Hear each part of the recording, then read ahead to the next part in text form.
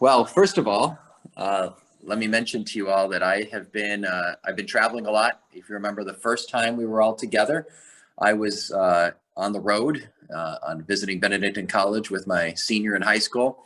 And then I got to be back at home last week in my little studio. And then I'm on the road again. I'm on the East Coast. It's a little after 10 o'clock at night here in Philadelphia. So I think I've done every time zone with you all. You're on the West Coast. I've been in the Central. I've been in the Mountain. I've been on the East Coast.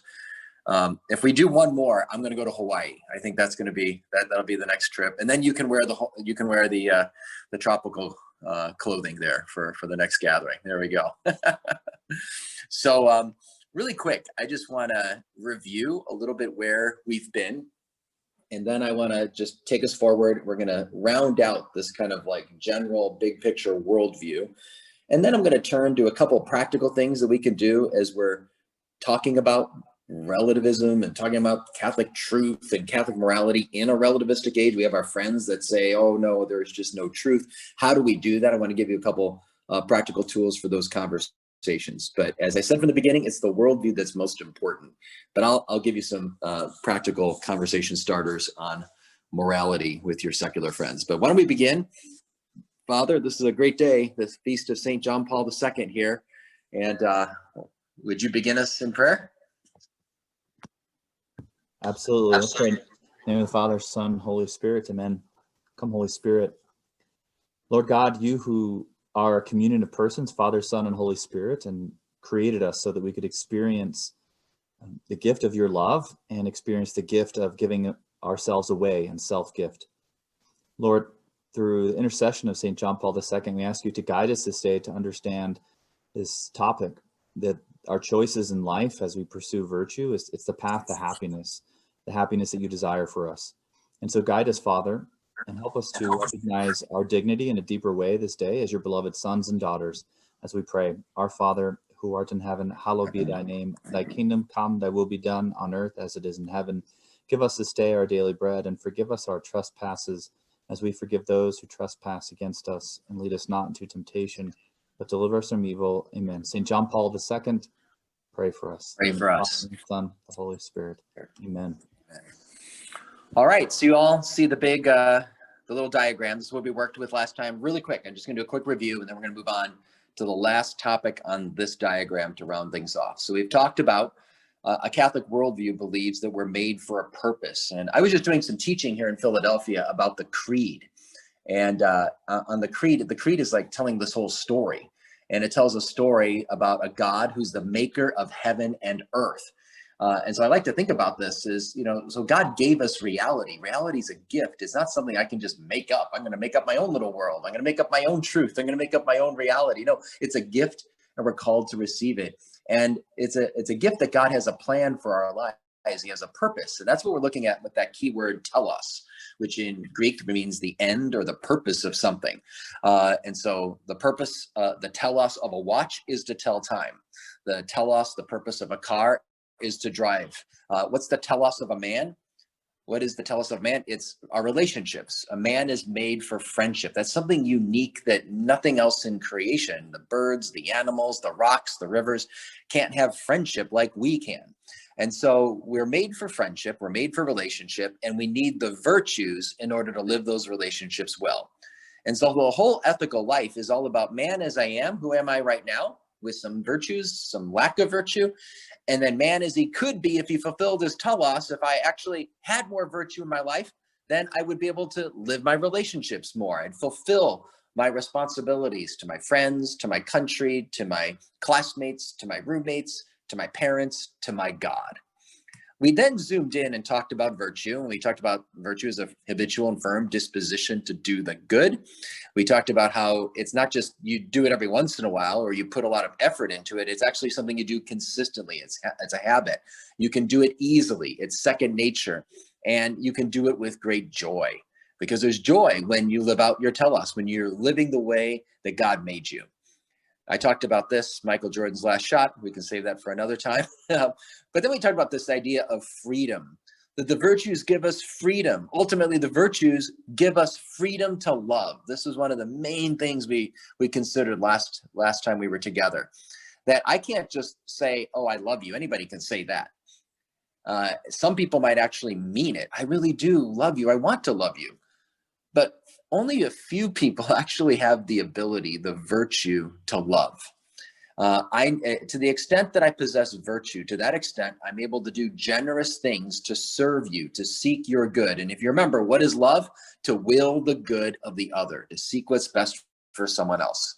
To the extent that I have chastity, I can do chaste things. I can have self-control so that I can actually treat you with the dignity you have as a person, and I could love you. So this is what we talked about last time. We said the modern view of freedom is just freedom of indifference. I'm free to do whatever I want with my life. What I choose, it's indifferent. What I choose to do doesn't matter. All that matters is that I choose. But the classical view of freedom is the freedom to perform actions of excellence, performed actions of high quality. I use the example of playing the piano or speaking Spanish or playing the guitar. You have to have the skill in order to be able to play something beautifully. And the same thing is true with our life. If I want to live my life beautifully, if I want to make myself a gift to God and a gift to the people in my life, I have to have the skills of life, the skills of friendship, and that's the virtues. Okay, last thing. I think we talked about the moral law at the very end, that in the Catholic vision, moral law is not at the center of things. It's just kind of like the boundaries. It's there to kind of keep you, make sure you don't get really crazy and off the rails. But the heart of ethics is really about virtue, giving us the freedom to love. The last thing, this is what we're going to take a look at now. So if this is the last part of the chart, I'm going to move away from this PowerPoint presentation and then just talk to you about this last key thing, tradition and community. We learn the virtues not in a textbook, but in tradition and a community. So I'm going to stop my video here. In fact, Father, I'm going to just disconnect from this computer and I'm going to talk to you. I'm going to connect with you all on my phone. So there we go. Am I disconnected? I still see your screen shared. You still see the screen shared. I'll stop it. There you go. Okay, you see me now. Okay, great. There we go. All right, so here I am. I'm in downtown Philadelphia here. I'm staying at it's a magnificent cathedral. If you ever come to Philadelphia, check out the cathedral. I'd say I've been to a number of cathedrals, not all of them, not all the spectacular ones, but this is definitely in the top 5. Spectacular cathedral here. But I want to talk about this idea of tradition and community. We learn the virtues. If you want to grow in virtue, you can't just show up and take a class on virtue. You can't just read about it in a book. That's helpful. Don't get me wrong. The more we learn about the virtues, it's better. We talked about that last week. That's one of the ways we grow in virtue. But one of the most important ways we grow in virtue is that we learn it in a community that has the tradition of the virtues. One of the most important places we learn virtue, for better or for worse, we're going to learn it in our families. We're going to learn how to love, how to forgive, how to be faithful and loyal. We're going to learn how to be generous, how to sacrifice first and foremost, for better or for worse, in our families. And none of us have perfect families. Some of us may have pretty messy family lives, dysfunctional family lives with maybe a lot of hurt, lack of authentic love, maybe a lot of manipulation and things. Everybody, no one has a perfect family, but we all have our own little challenges. But when it comes to learning the virtues, that's where we're going to learn it. And if we don't learn in our families, the good news is God's grace can help us and can make up for it, and we can learn it in other communities that we find. Maybe they're at the Newman Center. We can find it in other great, especially Catholic communities that are committed to the virtuous life. But the challenge in our modern age is that the modern world has separated itself from the great tradition of the virtues, all that we've been walking through the last 2 sessions. This was just kind of like the ABCs of life. Not that people could spell it out and draw a nice diagram like I did, but everyone just assumed that there was a purpose to life. And yes, you needed virtue, and your life wasn't just about you. God gave you freedom so that you could give your life to others and to serve others, and that's where you would find your happiness. But we've lost the whole tradition of the virtues. So I want to tell you a story. My son, he'll be really embarrassed. So you can't, if you ever meet him, you can't tell him I told you the story. But it's a story of honoring him. He's a very talented pianist, and he knows I've told the story before. But when he was 2 years old, we would come home from church, and he would go to the piano as a 2-year-old and figure out the church songs. He would start going dun dun dun dun dun dun dun dun dun dun dun dun dun dun dun dun dun dun, and he'd start playing these songs from church. And then when we listened to this, we watched the movie The Sound of Music, and as a little 2-year-old, he'd go to the piano and go do do do do do do do. I mean, he was just super gifted as a little kid. And he turns 3. He keeps learning more songs. When he's 4, he's figuring out the left hand accompaniment all on his own. He doesn't have any lessons, doesn't have any music. He's just figuring it all out.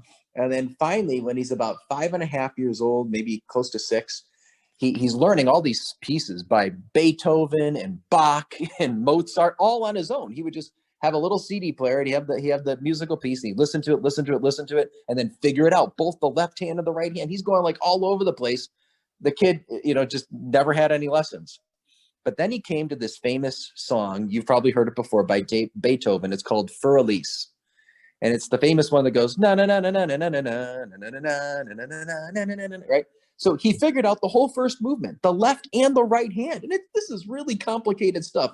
To give you a sense, I finally learned that song when I learned piano, like my senior year in high school, and I had to work super, super hard at it. And here, my little 5-6-year-old's just figuring it out on his own.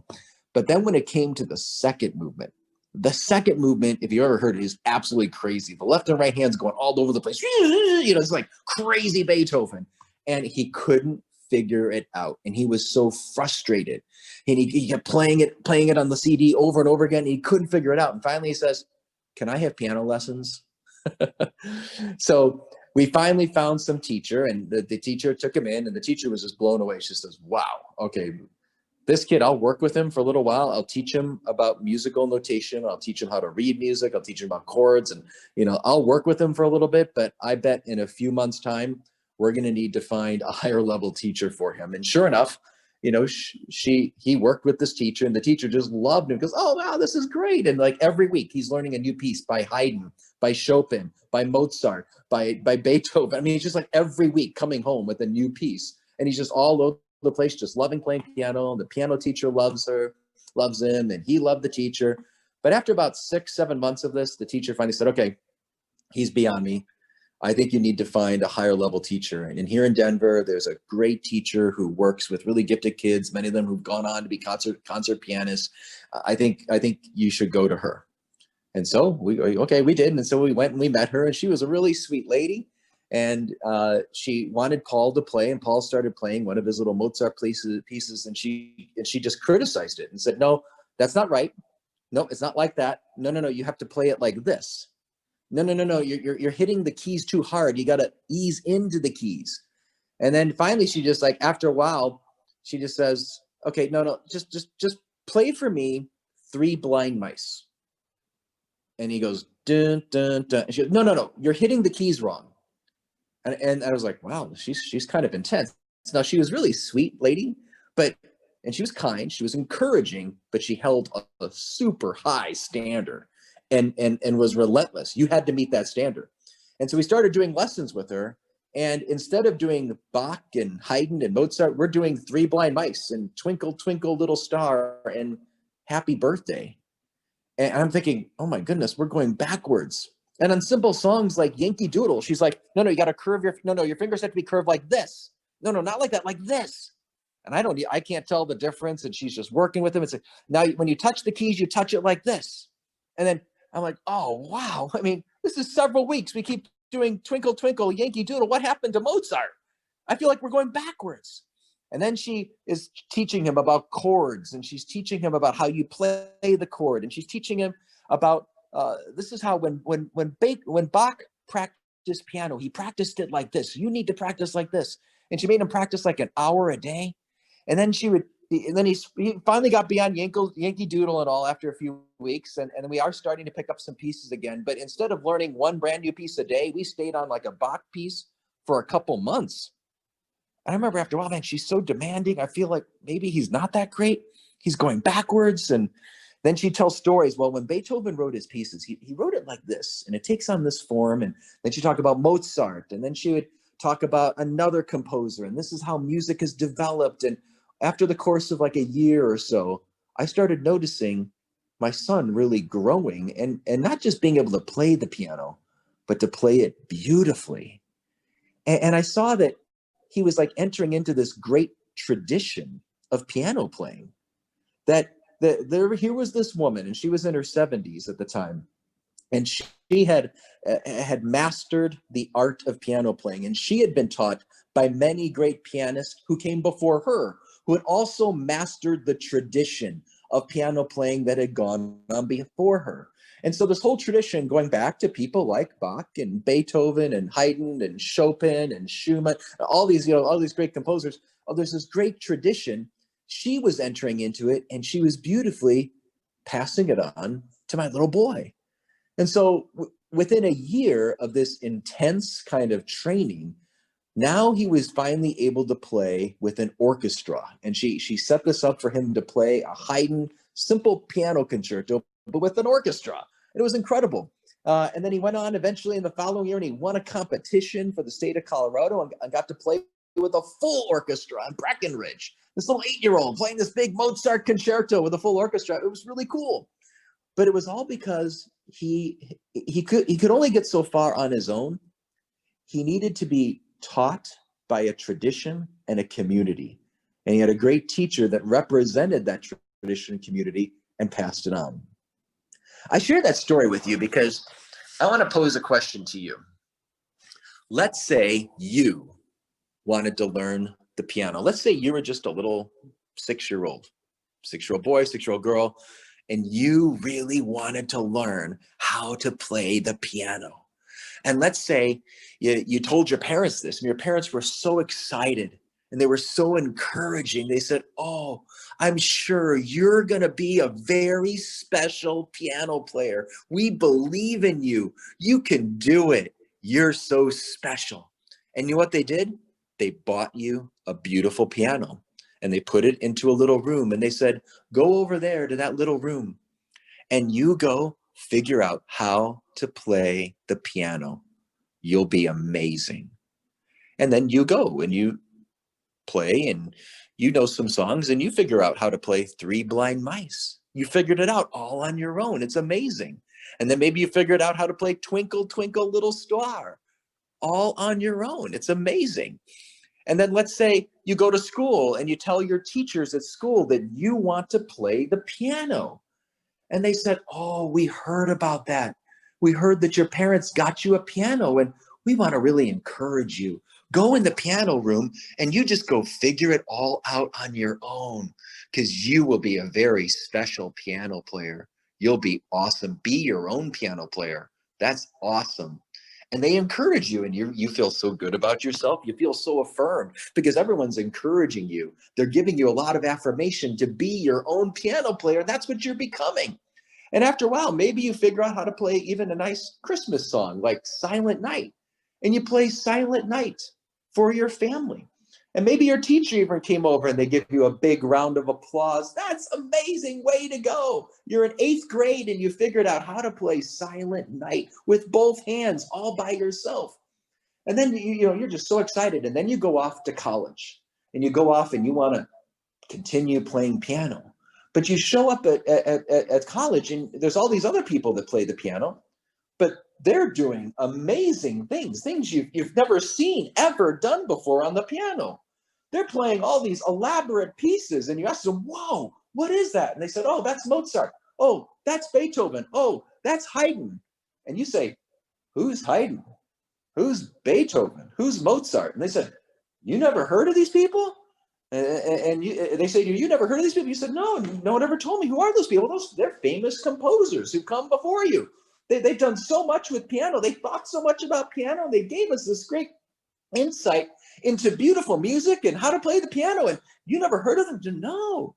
And so how did you learn how to play all this? And I said, "Well, our teachers taught us." Teachers? What do you mean? There's piano teachers? You had piano teachers?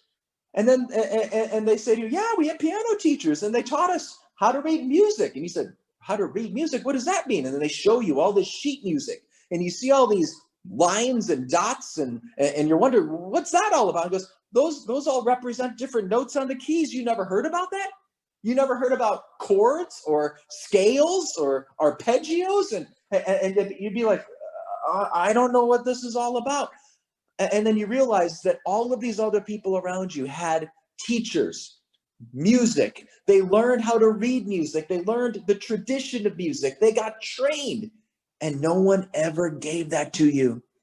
And you realize that your beautiful little Twinkle, Twinkle, Little Star in Silent Night doesn't hold a candle to their Mozart Concerto in C. How would you feel? You really wanted to play the piano. You wanted to play it well.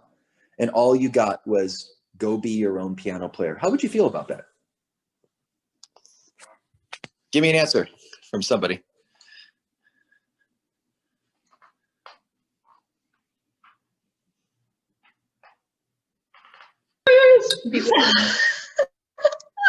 I feel like really sad and kind of like not I'm disappointed, I think. Yeah, disappointed. What's your name? My name's Alyssa. You are Alyssa. Okay, there's 3 names on the screen. So Alyssa, you feel a little sad, a little disappointed. Why? Because everyone else had like this opportunity that was like never presented to me. Yeah. Yeah, what would you think if let's say your school and your parents actually knew all about there being piano teachers, and they knew about music and they knew about Mozart and they didn't tell you? How would you feel? Even worse, because then I would feel like they knew that there was more things that could have helped me, but they like withheld information. So yeah, would you feel a little cheated maybe? Yes. Yeah, kind of like, yeah, like you missed a great opportunity. Yeah. So I shared that story with you, Elisa, and everybody else, because that's how so many young people feel today. As I've been blessed to talk to many people like you at the university, and then young professionals in their 20s, just out of college, so many of them feel, they use the word, they actually tell me, they feel cheated. When they hear, for example, they hear something about like theology of the body, and they hear about like here's a whole way of looking at love, friendship, sexuality, marriage, and all of a sudden they hear about it, and maybe they take a class or they hear a talk and they're like blown away, like, wow, why didn't anyone ever tell me that before? That would have saved me from so many mistakes, so much heartache. How come no one ever taught me the truth about love, about friendship, about dating, about sex, about marriage? I hear so many young couples when they first get married are they're so eager to find any kind of advice, like how do we build a good marriage? What is marriage all about? How do we make this really build a good Catholic home for our children? Because they know they didn't quite get taught that. They didn't get taught that from the culture. They didn't get taught that from their schools. And sadly, many of them didn't get this taught from their own homes. And so we live in an age in which many people are living life doing something so much more important than playing the piano. And piano is beautiful. I love beautiful music. But something so much more important than playing the piano is at stake. It's how we play our lives. Can I live friendship? Can I live in community with others? Can I live marriage? Can I live family life? How do I learn that?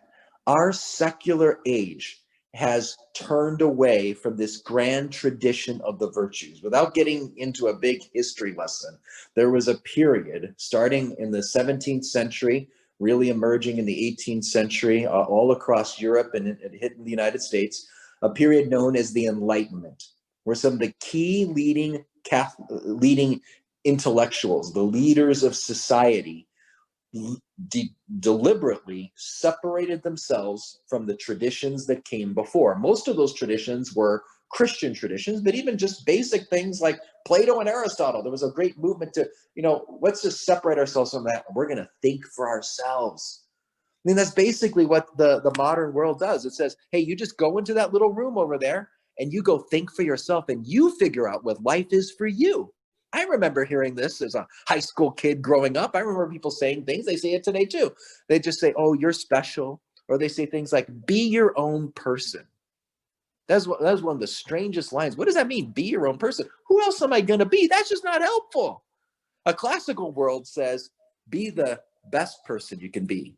Be a good son, be a good daughter, be a good brother, be a good sister, be a good friend, be a good husband, be a good father. That's what matters most in life, our relationships. Remember, what's our tell us? We're made for friendship with God and friendship with each other. That's what we're made for. And in the classical worldview, that's what we encourage people. And that's what education was all about. Education was about forming someone so that they can be a good citizen, a good friend, a good husband, a good wife, a good father, a good mother. That's what it was all about.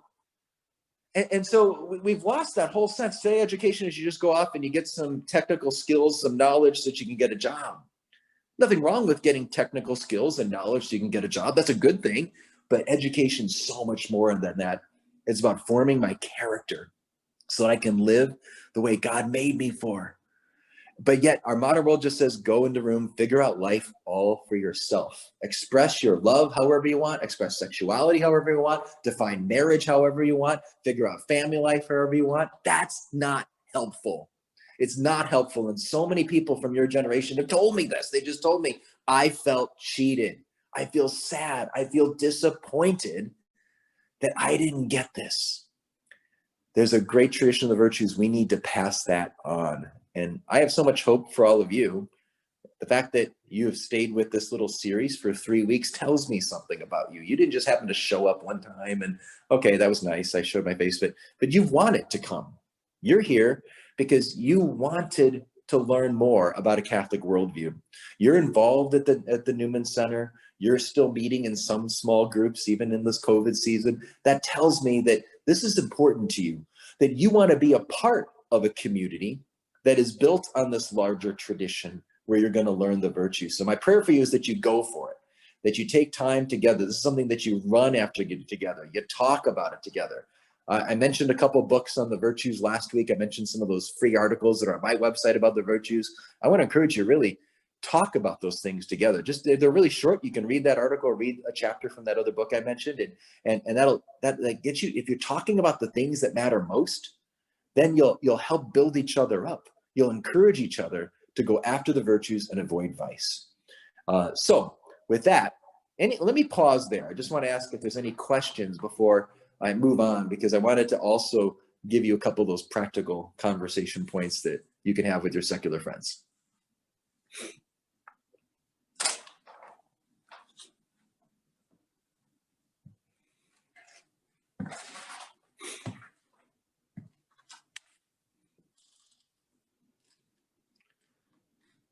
Okay, looks like someone's trying to get on. Is that right? No? Okay. Any questions? No? Okay, then I'll go ahead and I want to just share with you a couple other things here. So when I lecture, I'm often pacing back and forth in the lecture hall, and I kind of, it's 10 o'clock at night here. So I'm going to pace a little bit. Is that okay? Here's beautiful downtown Philadelphia. That's where I am. All right. So I want to tell you about a couple little things to keep in mind when you're having conversations with your secular friends about truth. I'm going to give you 3 quick points. Ready?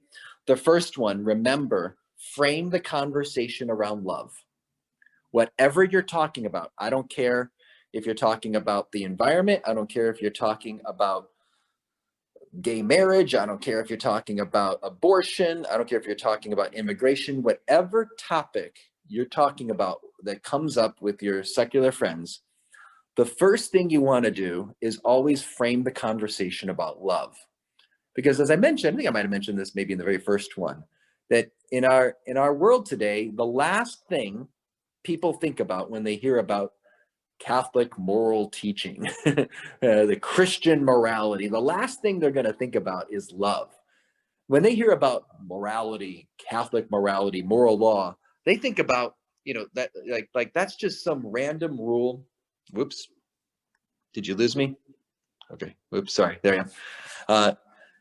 When they hear about morality, Catholic morality especially, the last thing they think about is love. They just think, hey, that's just some random rule from your religion. So if you want to follow those rules for you, that's fine for you, but don't impose those rules on me.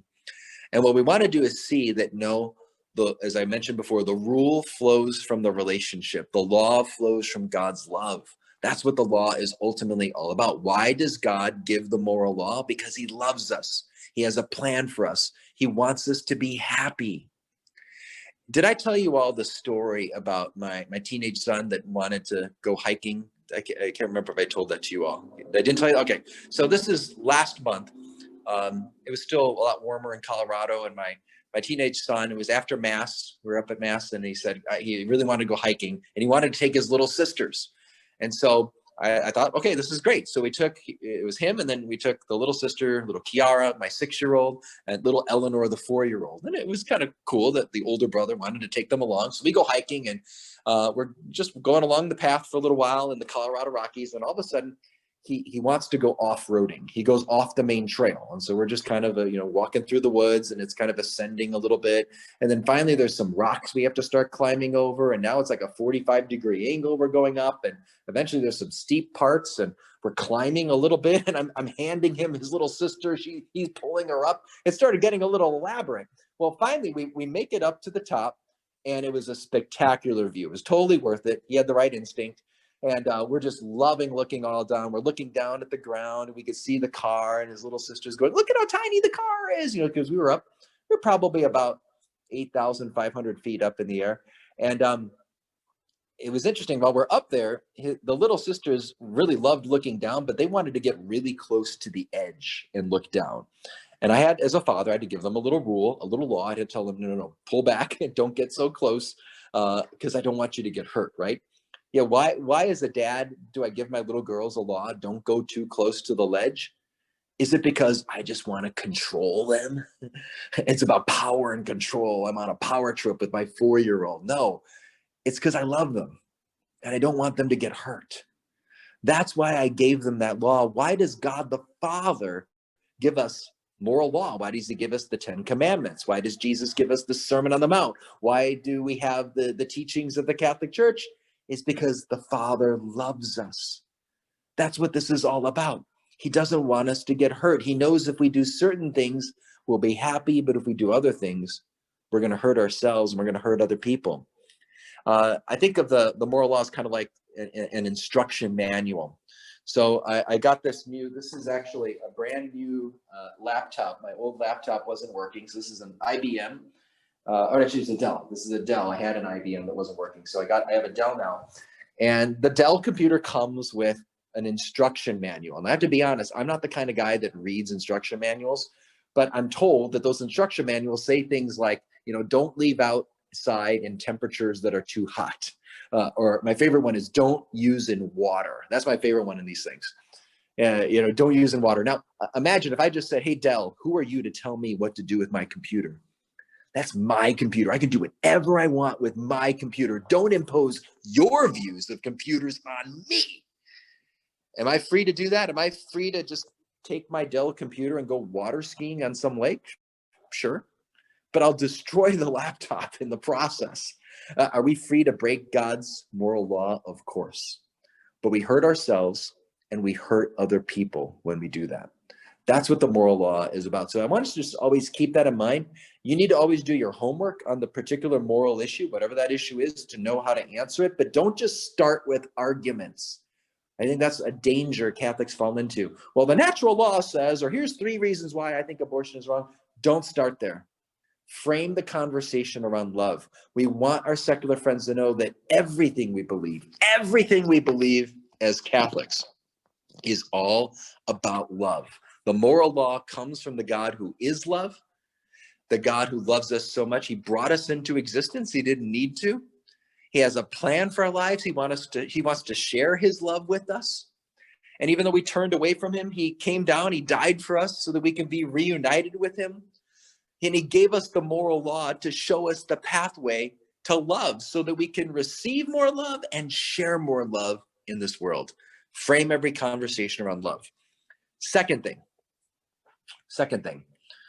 there's a big difference between making a judgment and judging someone's soul.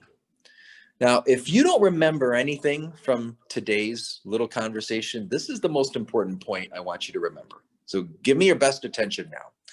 I think this is so important that we get this. And I'll just tell you, I've had many college students over the last couple of years tell me, Dr. Sri, thank you for that point. Thank you so much. And for some of us, this point is really basic, but in our culture, even the basic things we have to be reminded of. We have to really reinforce them in our heads. There's a big difference between making a judgment and judging someone's soul. You see, what happens is whenever we talk about anything about morality, people will immediately kind of say, don't be so intolerant. Why are you judgmental? And they'll quote a Bible verse at us. Have you ever seen a secular person, maybe on TV, like a newscaster? They're interviewing some conservative Christian, and maybe the topic of abortion comes up. And then the news person says, Jesus said, don't judge. Did you ever see that happen? Ever have that verse quoted at you by a non-Christian? Jesus said, don't judge.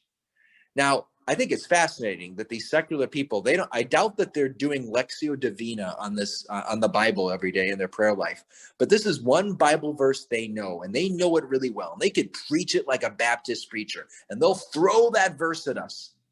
And you know what happens when they throw that verse at us? Most of us Catholics, we just kind of hide. We go, oh no, I don't know what to say. I want to help you. This is what you need to say. It's true. Jesus said, don't judge. Matthew chapter 7, verses 1 and 2. But he also commanded us to judge. In Matthew chapter 18, he says that the 12 apostles are commanded to sit on 12 thrones to judge the 12 tribes of Israel. He commands the apostles to judge. Same thing St. Paul says in 1 Corinthians. He says that the spiritual man judges all things. If you want to be spiritual, you need to judge. So this is fascinating. In the Bible, sometimes we're not supposed to judge, but other times we're commanded to judge if we want to be faithful Christians. See, the issue isn't judging. The issue is what we judge. There are certain things we should judge, and there's certain things we should never judge. And that's abundantly clear because in the great Sermon on the Mount, when Jesus says, don't judge lest you be judged. In Luke's account, we get the fuller story. Jesus says, don't judge lest you be judged. Don't condemn lest you be condemned. He's talking about condemning someone. We should never condemn people. We should never judge their souls. Someone's spiritual status before God is between them and God alone. We should never be in the business of judging people's souls. That's what Jesus is going after in the Sermon on the Mount. That's why he says, don't judge their souls. But the Bible also tells us that we're supposed to judge. And think about it. Most of life involves judgments. I bet you all made many judgments today. You made a judgment that, okay, there's this event I've got to get to at 7 o'clock. And so here we go. I'm going to get on Zoom. You made some judgments. That does not make you a mean, intolerant person. We make judgments all the time. If it's cold outside, I make a judgment. I'm going to put a jacket on. If it's raining outside, I make a judgment. I'm going to get an umbrella. If there's a blizzard here in Philadelphia, it's actually beautiful. It's 70 outside now today. But let's say there was a blizzard here in the winter. I make a judgment. I'm going to put a jacket on. God gave us a mind. He wants us to use it. Judging is a good thing. Another thing that we do is, I'm going to ask you this. Do you think it's okay? It's one thing to make judgments for ourselves, but I want to get a show of hands. How many of you would say it's okay for a Christian to judge other people's actions? Can we do that as Christians? Give me a show of hands. How many of you would say, as a Christian, it's okay to judge? We should judge other people's actions.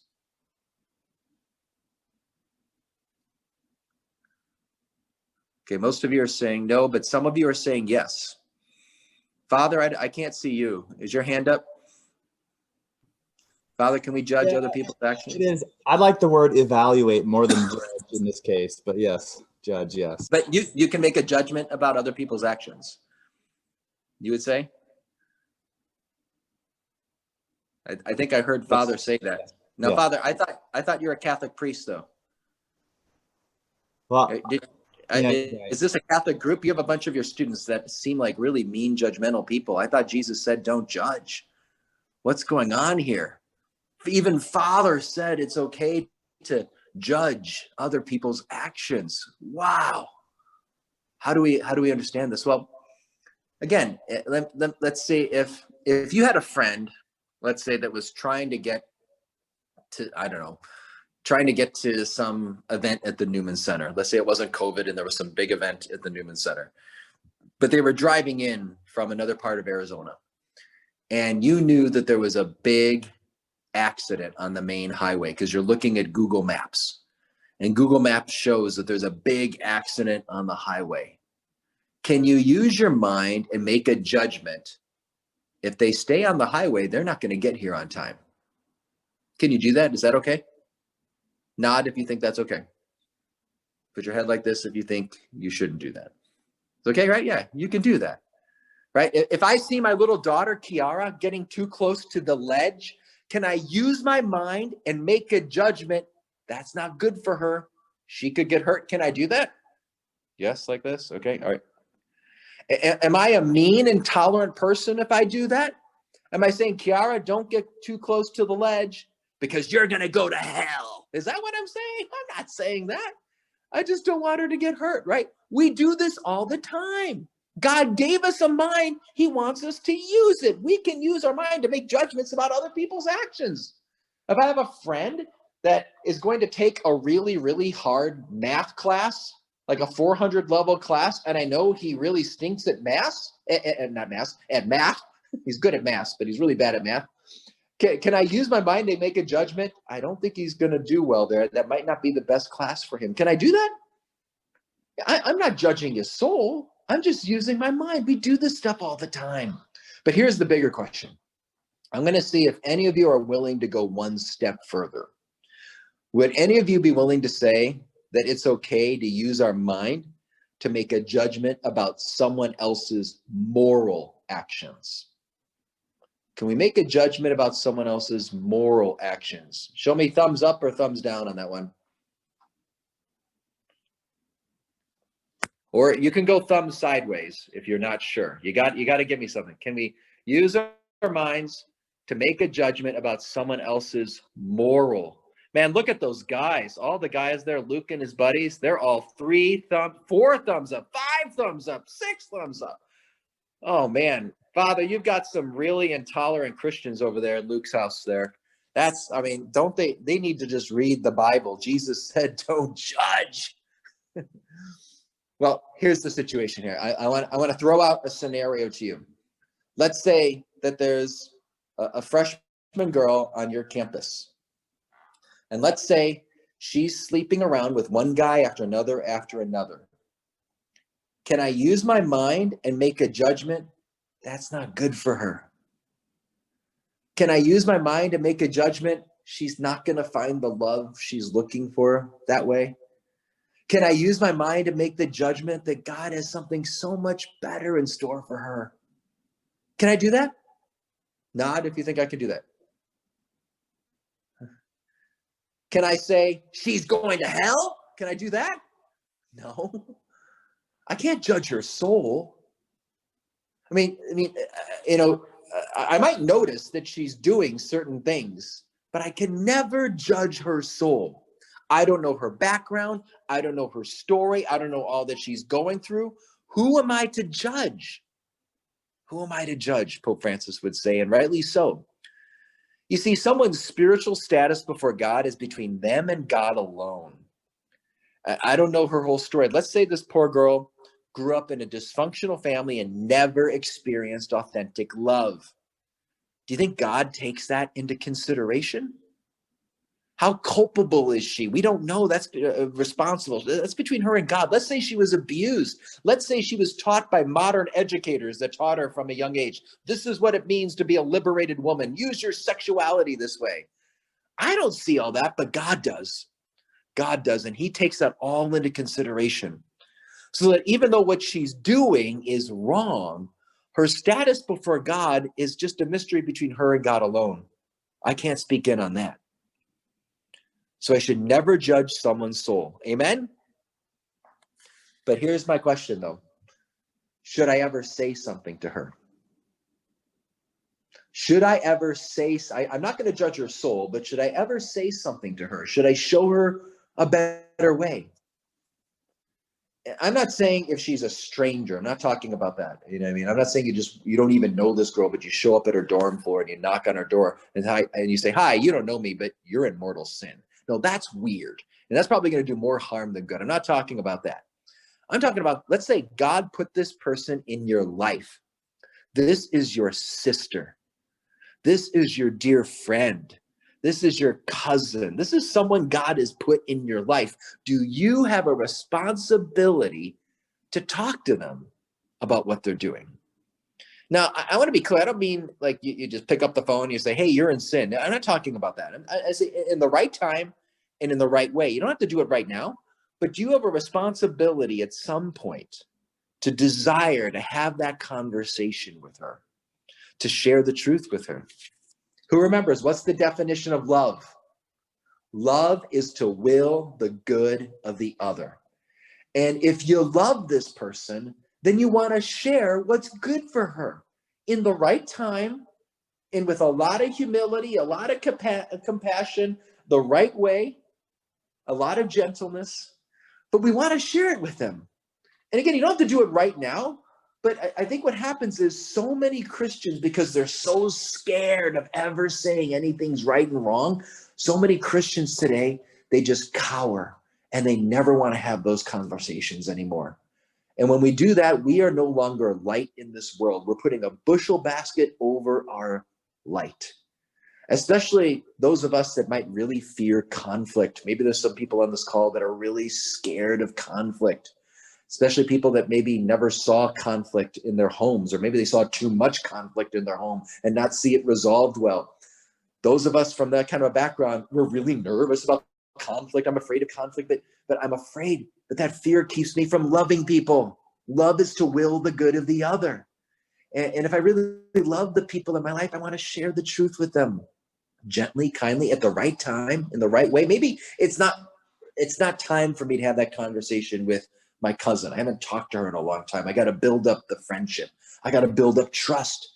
I need my cousin to know that I love her no matter what she does, no matter what choices she makes. I still love her. I need her to know that whatever I'm going to share is really coming from a place of love, and that love's unconditional. She needs to know that. So maybe I'm going to wait to build up the relationship before I bring that topic up. Or maybe my cousin doesn't even know about God, doesn't know about Jesus, doesn't have friendship with Jesus. That's important. I might want to introduce that person to Jesus before all of a sudden I start throwing moral laws at them, maybe. Yeah, I don't know, but every situation is different. The key is, though, am I trying to move in that direction? So that even if I'm not having the conversation right now, am I praying for that person fervently every day? Am I fasting for that person? Am I making sacrifices for that person? Am I begging God, Jesus, I pray that I can have this conversation sometime soon? Am I praying for that? That desire to see your sister, your brother in Christ, give their lives more fully to him in their moral life. That's a beautiful thing. But our culture tries to get us to silence our witness. Our culture tries to get us to say, never bring those things up, never talk about moral truth, never bring up moral topics with our friends. And so we fail to talk about the things that matter most with the people we say we love the most. But that's not love. You see, my friends, indifference is not love. And the secular relativistic culture is trying to get us to be indifferent to the people around us. We're made, remember, what's our tell us? Friendship. Friendship with God and friendship with each other. That's our tell us. That's what we're made for. But the secular culture is getting us to be indifferent to the people around us. Well, I mean, I wouldn't do that. It's not my life. It's not my choice. I can never say anything.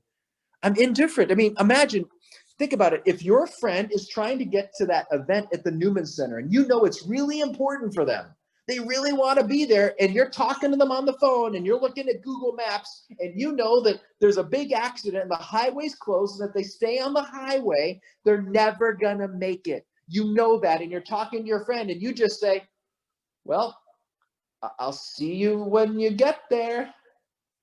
That's not love. Indifference is not love. If I see my little daughter Kiara getting too close to the ledge, looking down, and I just say, well, I mean, I wouldn't do that if I was a 6-year-old, but I mean, that's not my choice. It's not my life. If that works for you, no, that's not love. We need to start loving the people in our lives. Love is to will the good of the other. Will we love them enough to at least begin praying and fasting for them, and then praying that we can have those conversations about the things that matter most? As Pope Francis says, even with people of all different backgrounds, in particular, he was talking about in his book on mercy, he was talking about how those that are homosexual, they have dignity, and we should love them. We should be friends with them. We should accompany them. We should pray with them. We need to love them, right? We need to show that we love you no matter what choices you make. But then the part that Pope Francis says that never gets quoted in the press is the very next breath. You know what he says? And we have to show them a better way. We have to show them a better way. That there is a better way to live love and friendship and marriage than what they're trying to find in their own ways of life. That we have to show them a better way. Let's do that second part as well, in the right time, in the right place. Remember, whenever we make these judgments about other actions, we're never judging the person's soul. We're actually loving people when we help them. That's what so many people said, Dr. Tree, thank you so much. That point about, I always felt like if I ever brought up moral topics with my friends, that made me intolerant. It made me an unkind, unloving person. But this has helped me to see from scripture and from the example of Jesus that if I want to love the people in my life, I need to share the truth with them. That's authentic love. Last point, and then I'll close. Father, is that okay? Can I do one last point? Or should I just take Q&A at this point? Because I know we're almost up on the hour. I'll defer to you. Continue. Make your last point, please. Okay, the last point. Ready? What do you do when you're in that conversation with your relativistic friend and then they say, hey, stop being judgmental? Like, let's say you're talking about abortion with Aunt Sally at Thanksgiving dinner. And Aunt Sally always pokes fun at the Catholic Church. And a topic of abortion comes up. And you say, I'm against abortion. And Aunt Sally says, why are you Catholics so judgmental? What do you say? I'm going to give you a little line. You can put it in your pocket and you pull this out. Maybe not at Thanksgiving dinner, but maybe right after. Okay, ready? Here it goes. She says, why are you so judgmental? And you come right back and say, excuse me, Aunt Sally, are you judging me? Aunt Sally, I feel a little judged. I feel judged. I feel you think I'm a mean, intolerant, judgmental person. And I love that, because the last thing Aunt Sally's ever thinking you will do as a Catholic is pull out the don't judge card. But in all seriousness, this is going to help get your conversation to a deeper level, to the level of worldview, which is where we want it. We want the conversation there. I don't want to talk about abortion. I don't want to talk about gay marriage. I want to talk about worldview, how you look at life, because that'll make sense out of all those other issues. So picture the conversation. Ready? Aunt Sally says to you, why are you so judgmental? And you come right back and say, excuse me, Aunt Sally, are you judging me? And then Aunt Sally's going to be a little flustered because, the worst sin is to be judgmental. She doesn't know what to say. But she eventually says something like, but you're the one that said abortion's wrong for everyone. So that must mean you're judgmental. You're trying to impose your views on everyone else. And now you've got her. Now you can come back and say, oh, Aunt Sally, I get it. I get it. You believe in relativism. You believe that there is no truth, that everyone gets to make up their own truth, their own morality, their own reality. And there's no truth that's true for everyone. You believe in relativism. I understand now, Aunt Sally. Okay, I get it. I'd love to learn more about your relativism, Aunt Sally, but I have to tell you, you haven't convinced me that relativism makes any sense. I mean, again, I respect you, and I'm open to hearing why you think relativism makes sense, why you think those are the lenses that we should wear to look at reality. But I got to tell you, I'm not convinced these are the right lenses, Aunt Sally. Again, I'd love to hear more about why you think these are the right lenses. But Aunt Sally, I'm not convinced this is the lens we have to wear.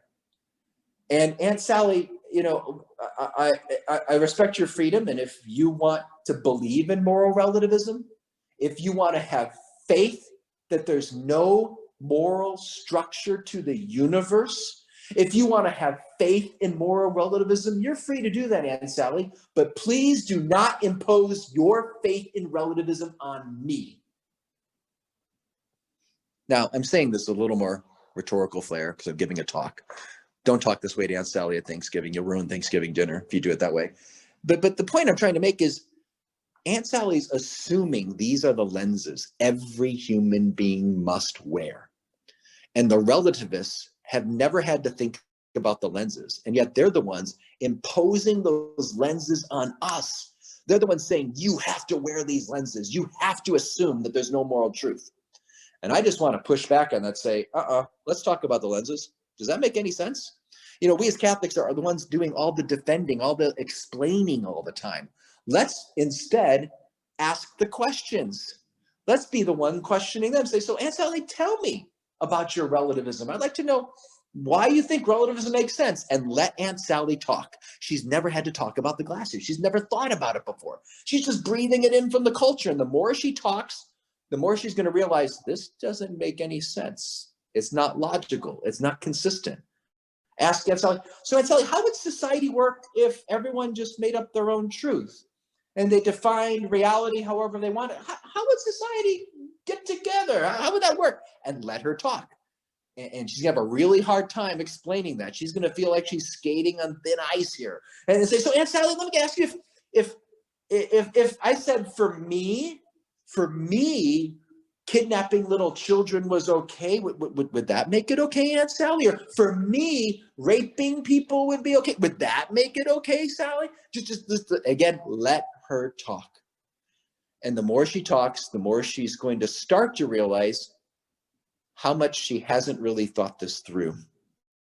And that's good. And I'm not doing that just to make Aunt Sally feel uncomfortable. I just don't want her to be pridefully assuming that these are the right glasses. I want her to have to think about those glasses. I want her to look deeper in those glasses. Because I'm convinced if she looks deeper and has to think about these glasses, she's going to realize, ooh, yeah, these don't really work. And then we have a chance to share with Aunt Sally the bigger picture of a Catholic moral worldview. So I'll stop there. I know I threw a lot at you, but this was really fun for me to do this. Let me just take, I know we're a little on time here, but Father, I'm okay to go over a few minutes if you want, because I'd love to be able to take some questions if people have them. Yeah, maybe what questions do people have? And even if there's like a specific topic or question that's been thrown at you that, given what we've heard here, Dr. Sri can show you how to put these tools into action.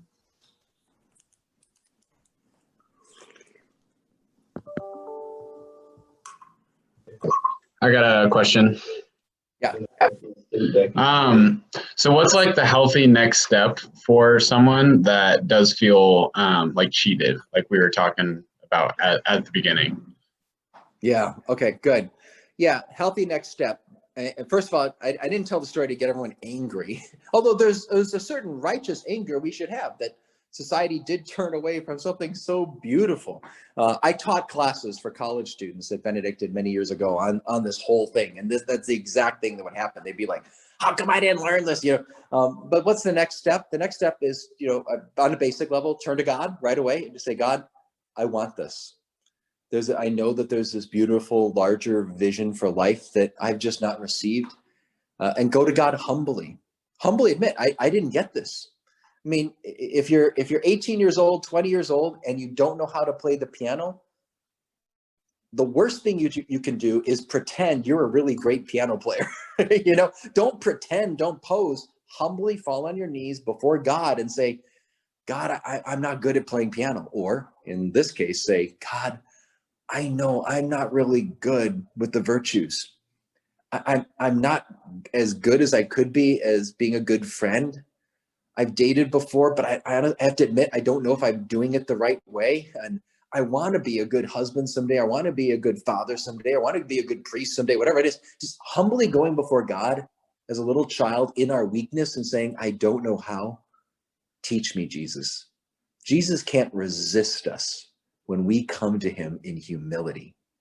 That's a beautiful lesson from Saint Therese of Lisieux, and all the saints have this theme in her, that we have to approach God humbly. So that's the first step. Second thing is then don't just pray, actually try to do something about it too.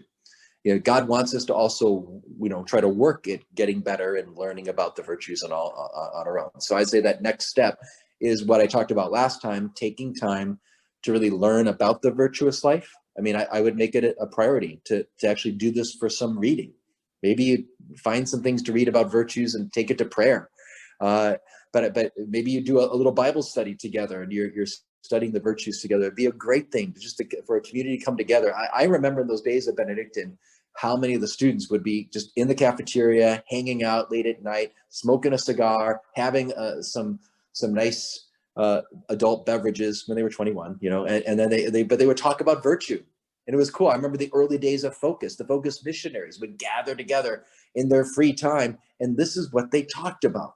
They talked about the things that mattered most. And if we're always talking about the latest score, the latest thing in the election, the latest meme, whatever's trending on social media, if that's what's filling up our conversation all the time, then our life is going to be, a lot lower, on those things.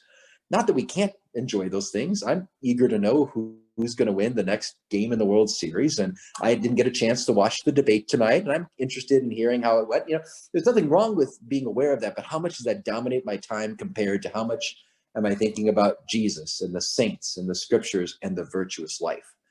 So I would try to intentionally, in my own personal life, try to read about the virtues, but I also try to find friends. Try to find friends that also want to go after virtue. Because as I said earlier, the virtues are learned not in a vacuum, but in a community. And so you want to find other brothers and sisters that are going to run alongside you intentionally after virtue, not just we're good Catholics and we're spiritual, but no, we're intentionally going to try to practice these virtues together as a community. Great. Any other questions, or we can close with a prayer? Can I close, Father, with one last thing before you all leave? So Father told you all about the books, and I don't know if you mentioned, I'll sign the books too. So that book, the book that I based this whole thing on, is my book, Who Am I to Judge? That's the main book. And if you're wanting a walk through this, and I talk a little more about the art of living and the virtues and all in that book, that's the one that is most important for this one. So Who Am I to Judge? And I think it's only for $5. You get the college student discount. So only $5 for that one.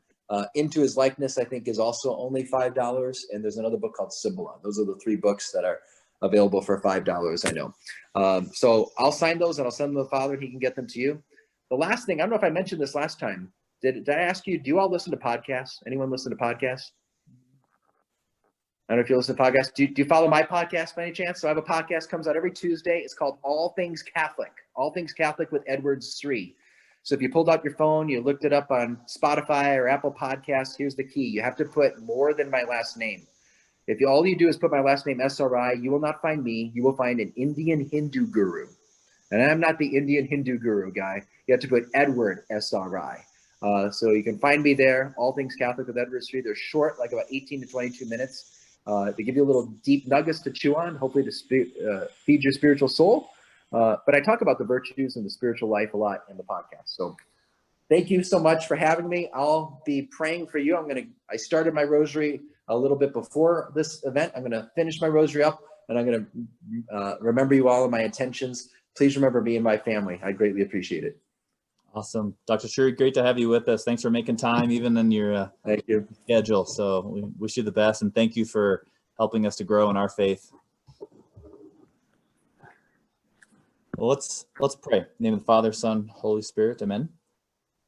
Loving Father, we thank you for creating us for happiness here, but ultimately for eternal happiness with you. Lord, we desire to grow in virtue.